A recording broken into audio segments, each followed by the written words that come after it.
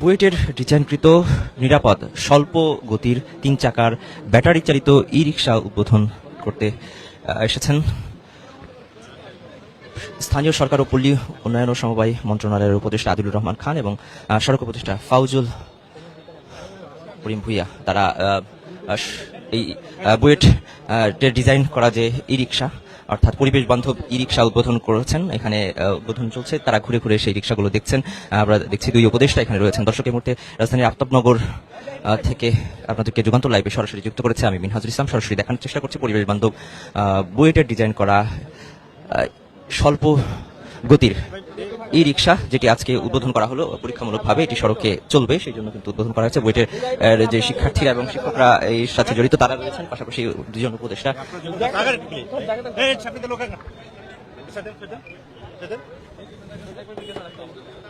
ফাউজুল দুইজন উপদেষ্টা অর্থাৎ স্থানীয় সরকার ও সমবায় মন্ত্রণালয়ের যিনি উপদেষ্টা আদিলুর রহমান খান এবং সড়ক উপদেষ্টা ফাউজুল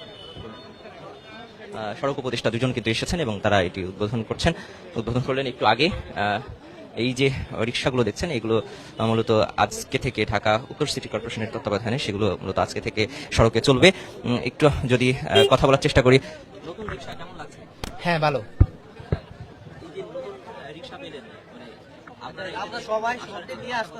হ্যাঁ, এটা আপনার একরকম ধরতে গেলে আপনার এটা অনেক ভালো গাড়ি। হ্যাঁ, চালিয়েছি। এটার মধ্যে অনেক ডিফারেন্স আছে। ওটা হচ্ছে এটা অনেক ভালো। হ্যাঁ, অনেক ভালো। হ্যাঁ, অত্যাধুনিক প্রযুক্তি ব্যবহার করেছে, সবগুলা হাইড্রোলিক ব্রেক আছে, সব দিকে ভালো।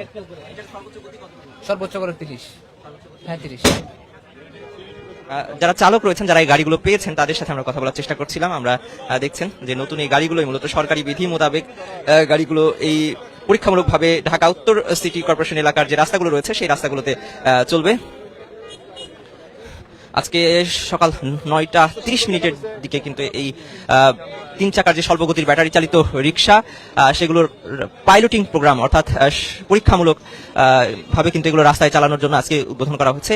যেমনটি বলছিলাম যে এই কর্মসূচির কিন্তু একটু আগেই বেলুন উড়িয়ে এই কর্মসূচির উদ্বোধন করেছেন, এই পাইলটিং প্রোগ্রামের কিন্তু উদ্বোধন করেছেন দুজন উপদেষ্টা, একজন স্থানীয় সরকার বিভাগের মাননীয় পল্লী উন্নয়ন ও সমবায় মন্ত্রণালয়ের উপদেষ্টা এবং সড়ক উপদেষ্টা। তারা দুজন মিলে মূলত আজকে এই স্বল্পগতির পরিবেশ বান্ধব যে রিক্সাগুলো রয়েছে সেগুলো কিন্তু উদ্বোধন করা হয়েছে। একটু যদি জানি যে এই রিক্সাগুলো বুয়েট কর্তৃক পরীক্ষিত এবং এর বেশ কিছু সুবিধা রয়েছে, যেমন পরিবেশ বান্ধব, ধোঁয়া ও ক্ষতিকর গ্যাস নির্গমন না থাকায় বায়ু দূষণ কমাবে এই রিক্সাগুলো, জ্বালানি সাশ্রয়ী হবে, পেট্রোল বা ডিজেলের কোনো প্রয়োজন নেই, শুধুমাত্র বৈদ্যুতিক অর্থাৎ ব্যাটারিতেই কিন্তু এটা চলবে। রক্ষণাবেক্ষণ এবং অন্যান্য যে খরচগুলো রয়েছে সেগুলো কমবে বলে জানানো হয়েছে। যারা এই ব্যাটারি চালিত 3 চাকার যে রিক্সা সেগুলোর ডিজাইন করেছেন তারা জানিয়েছেন, এবং চালক ও যাত্রীদের জন্য ধোঁয়ামুক্ত নিরাপদ পরিবেশ থাকবে বলে জানানো হয়েছে। অর্থাৎ একেবারেই পরিবেশ বান্ধব। এটির মাধ্যমে নতুন করে দেশীয় যে কর্মসংস্থান সৃষ্টির যে সম্ভাবনা সেটি তৈরি হচ্ছে এবং স্থানীয়ভাবে উৎপাদন এবং ব্যবহারের কারণে এটির কিন্তু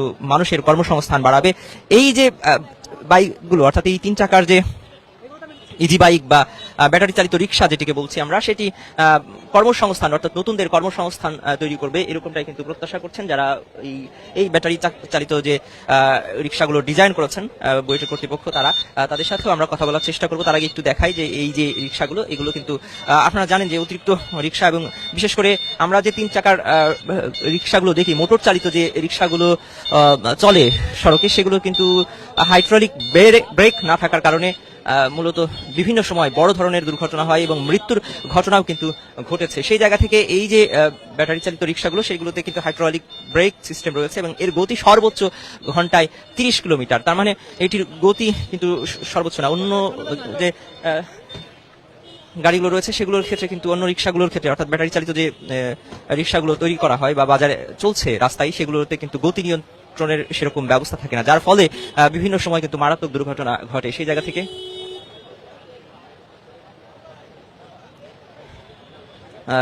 থেকে এগুলো ভবিষ্যতের সম্ভাবনায় সুযোগ করে দেবে। আমরা একটু